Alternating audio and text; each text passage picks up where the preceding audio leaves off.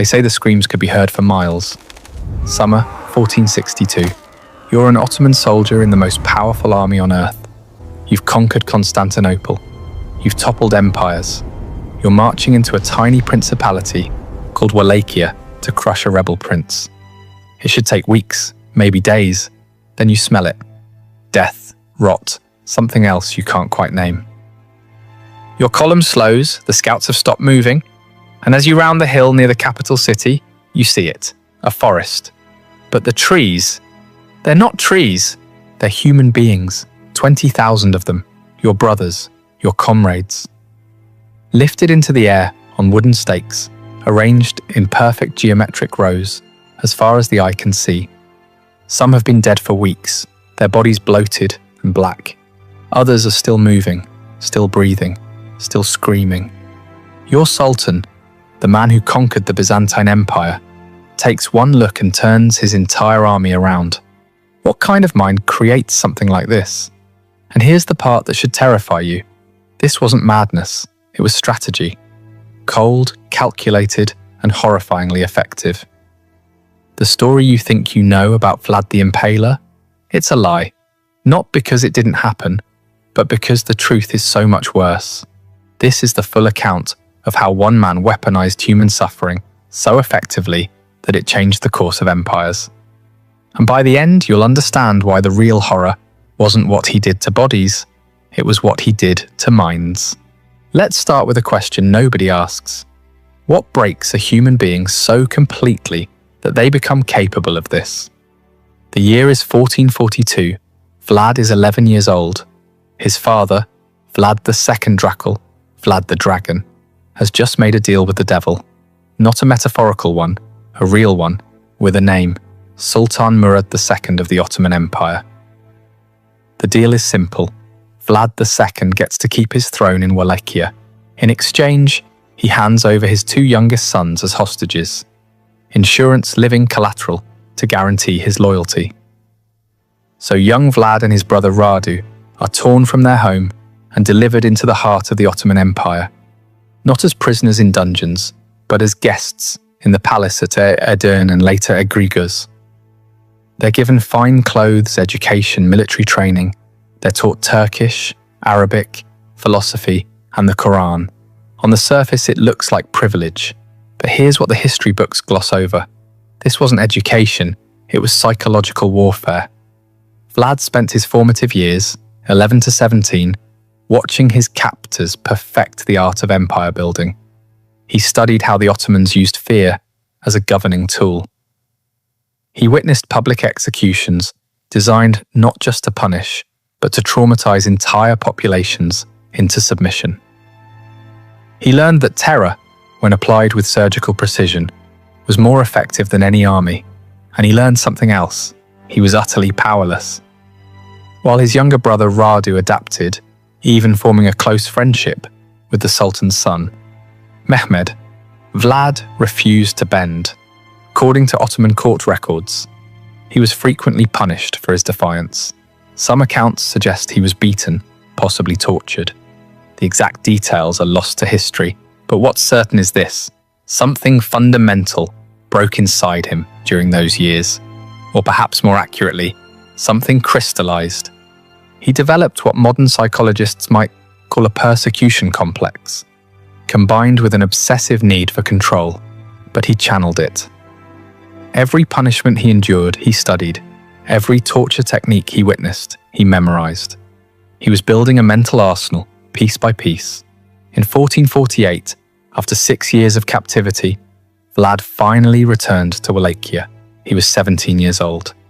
2 months later, his father was assassinated by rival boyars, the nobility who played both sides between the Ottomans and Hungarians. His older brother, Mircea, was buried alive. Vlad was alone, surrounded by enemies, backed by nobody.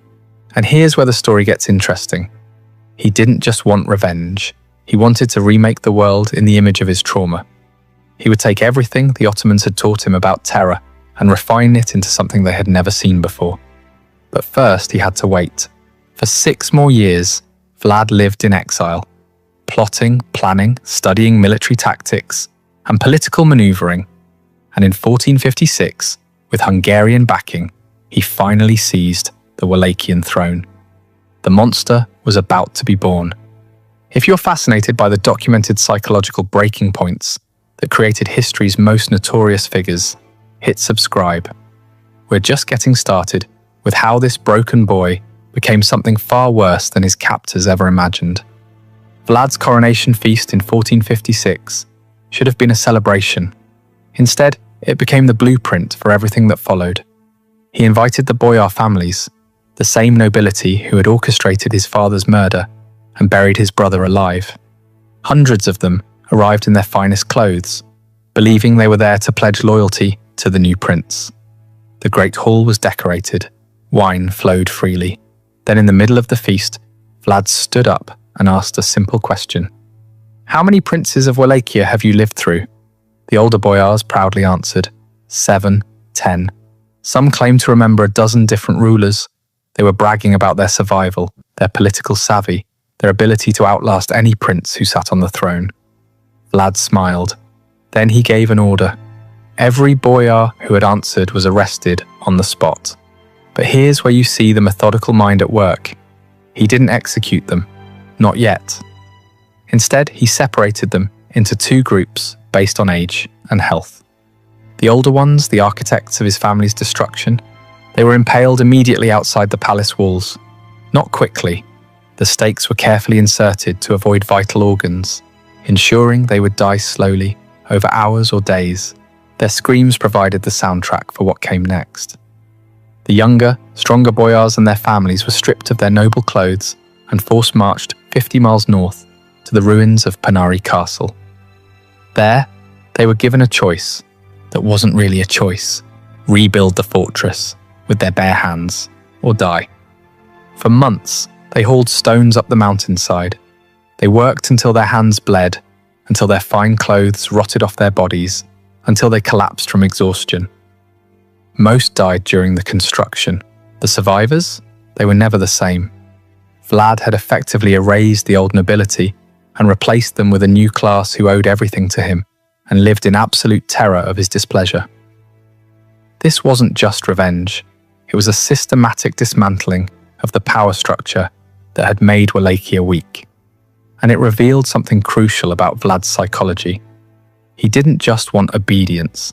He wanted to break people so completely that obedience became their only possible response. But this was still domestic politics. The boyars were Wallachian.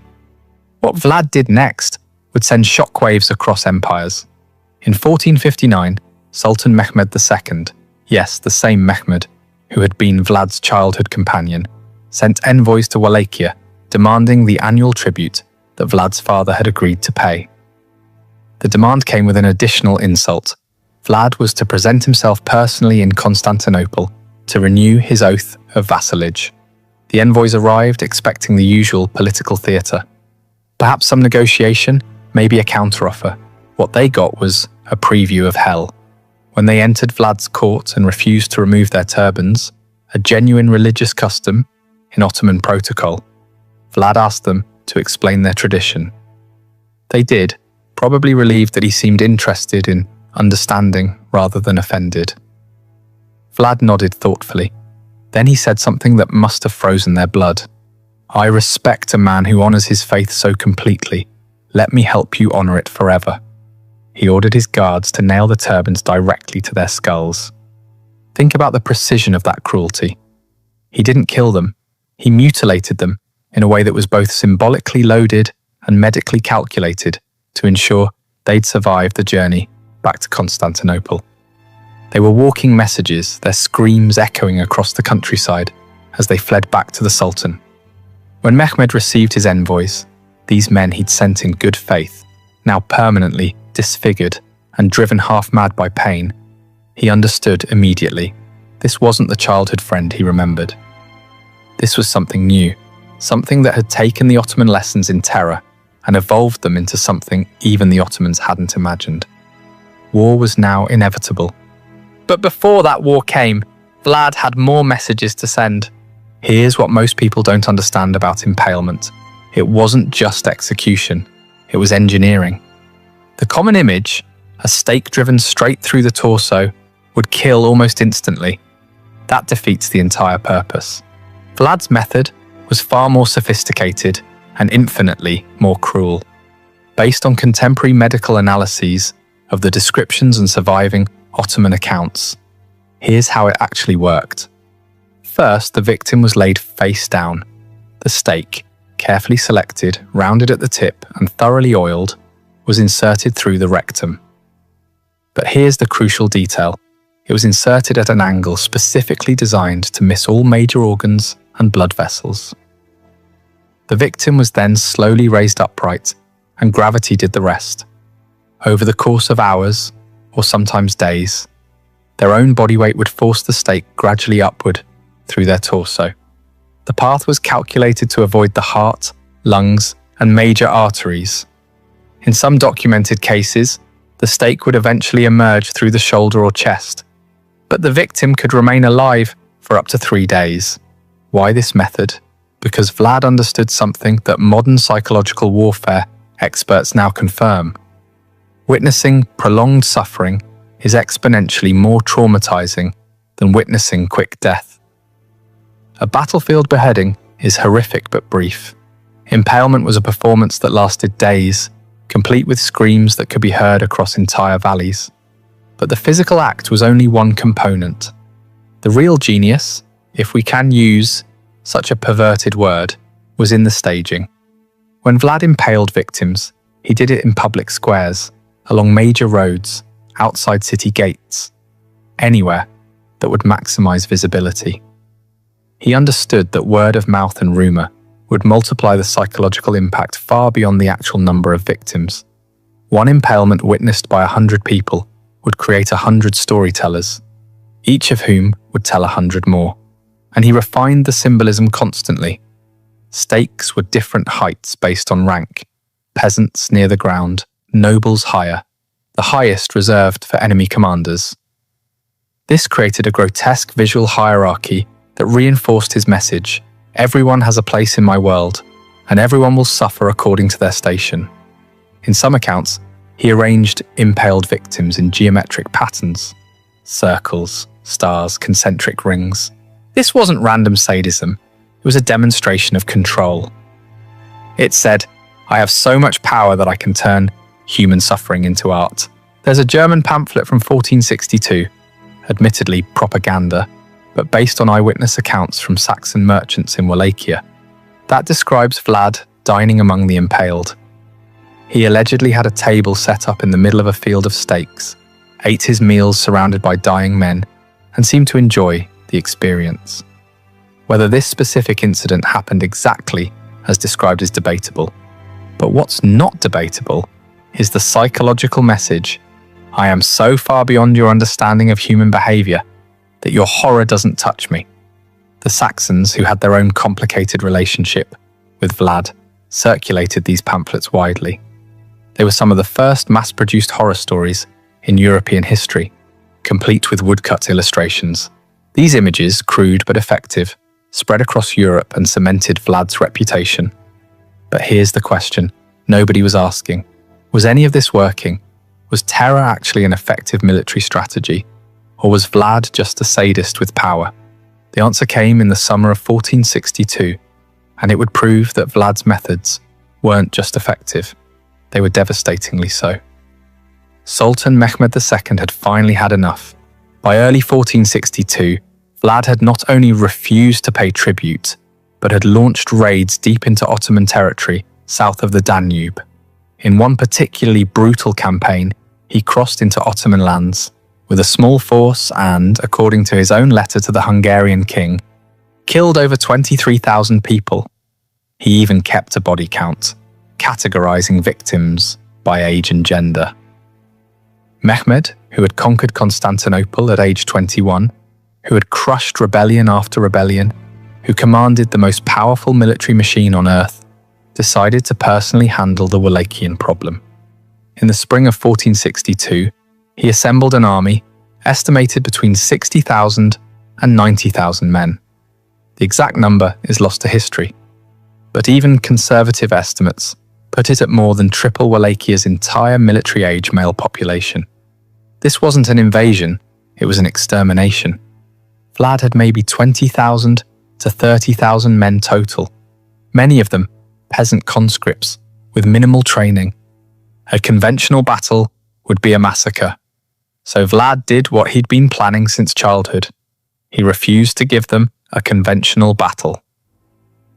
As the Ottoman army entered Wallachia, they found nothing. Empty villages, poisoned wells, burned fields.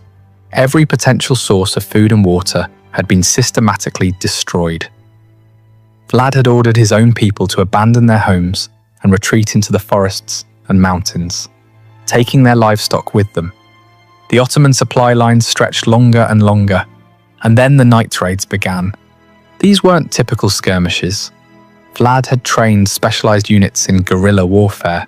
Small groups of men, maybe 50 to 100, would strike Ottoman camps in the dead of night, killing sentries, setting fires, and disappearing before any organized response could form.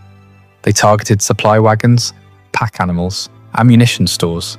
The goal wasn't to defeat the army, it was to make them paranoid, exhausted, and demoralized. But the masterpiece came on the night of June 17th, 1462.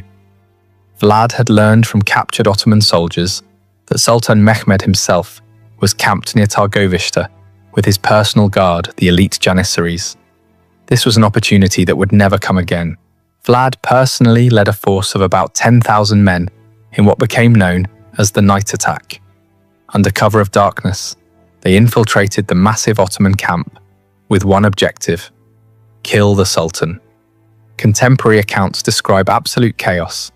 The Wallachians were dressed in captured Ottoman uniforms and knew enough Turkish to cause confusion.